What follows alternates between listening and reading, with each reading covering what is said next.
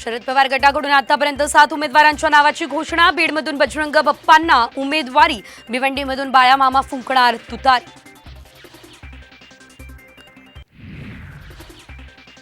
भाजप उमेदवार नवनीत राणा यांचं जात प्रमाणपत्र वैध, सुप्रीम कोर्टाचा मोठा निर्णय। निकालावर बोलत असताना नवनीत राणा झाल्या भाऊ।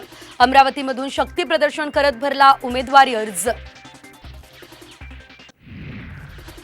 बच्चू कडू यांना तोडीपाणी करणारा म्हणून ओळखलं जातं, त्यांना सेटलमेंट कमिशनरचं पद द्या। आमदार रवी राणा यांचा हा हल्लाबोल। तर विधानसभेसाठी राणांनीच सेटलमेंट केली, कडूंचा पलटवार।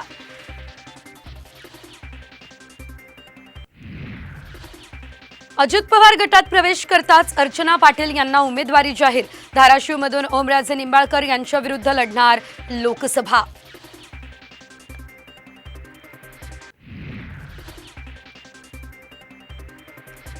मी निवडणूक लढणार म्हणजे लढवणारच, कॉलर उडवत उदयनराजेंची रोखठोक भूमिका।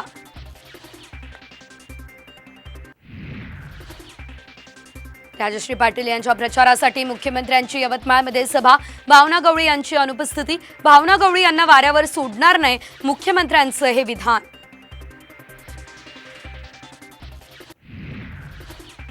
धाराशिवची जागा अजित पवार यांना कुणी दिली, जितेंद्र आव्हाड यांचा हा सवाल। तर भांडून जागा घेणार शिंदे अजित पवार यांच्यापेक्षा बरे, आव्हाडांचा टोला।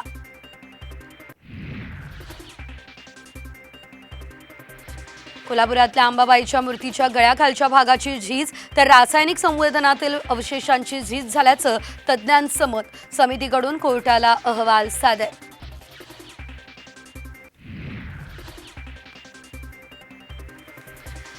मध्य महाराष्ट्र आणि मराठवाड्यातील अनेक जिल्ह्यांमध्ये पुढील 15 दिवस उष्णतेची लाट। निवडणुकीच्या काळात नागरिकांना काळजी घेण्याचं केलं जातंय आवाहन।